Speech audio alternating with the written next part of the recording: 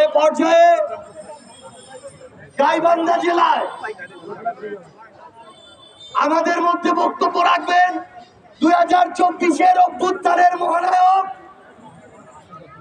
3 আগস্টে যার মুখ দিয়ে খুনি হাসিনার অবৈধ ক্ষমতার শেষ ঘন্টা বেজেছিল, এক দফার ঘোষক, জাতীয় নাগরিক পার্টি এনসিপির সংগ্রামী আহ্বায়ক জনাব মোহাম্মদ তাহিদ ইসলাম।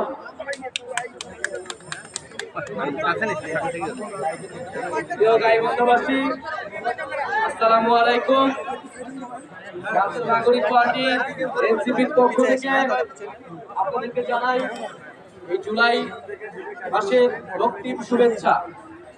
আজকে জুলাইয়ের 1 তারিখ, এই দিন থেকেই জুলাই গণ অভ্যুত্থানের যাত্রা শুরু হয়েছিল।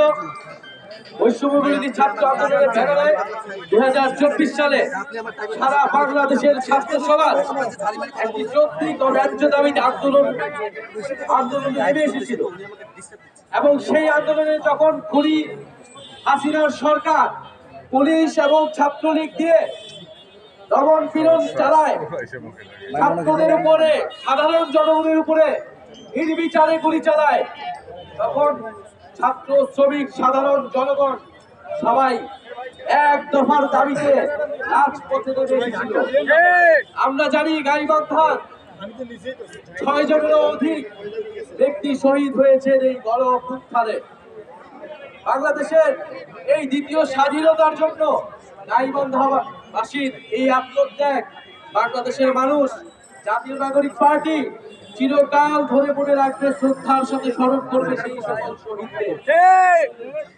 আমরা বলতে চাই, এই যে গণ অভ্যুত্থানে হাজারো মানুষ শহীদ হয়েছে, হাজারো হাজারো মানুষ, ছাত্ররা আহত হয়েছে একটা নতুন বাংলাদেশের জন্য, যেই বাংলাদেশে বৈষম্য থাকবে না, গণতন্ত্র থাকবে, যেই বাংলাদেশে আপনি কথা বলতে গেলে পুলিশ আপনার উপর আক্রমণ চালাবে না, আপনি মত প্রকাশ করতে গেলে আপনার উপর লাঠিচার্জ পুলিশ চালাবে না, আপনি কথা বলতে চাইলে, আপনি প্রতিবাদ করতে চাইলে প্রতিবাদ করবে। জুলাই গণ অভ্যুত্থান সেই প্রতিবাদ শিখিয়েছে আমাদের। আমরা যেন সেই প্রতিবাদ থেকে সরে না আসি। আমাদের যে অধিকার, আপনাদের যে ন্যায্য অধিকার, আপনাদের এলাকার সমস্যা, সেগুলো আপনারা বলবেন, নির্ভয়ে কথা বলবেন। আমাদের ভয় কিন্তু 2024 সালে ভেঙে গিয়েছে।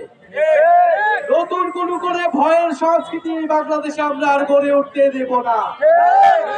শহীদেরা রক্ত দিয়েছে, প্রয়োজনে আমরা আবারও প্রয়োজন হলে আমরা আমাদের নিজের রক্ত দিব, কিন্তু জুলাই গণ অভ্যুত্থানের পথেই বাংলাদেশকে চলতে হবে।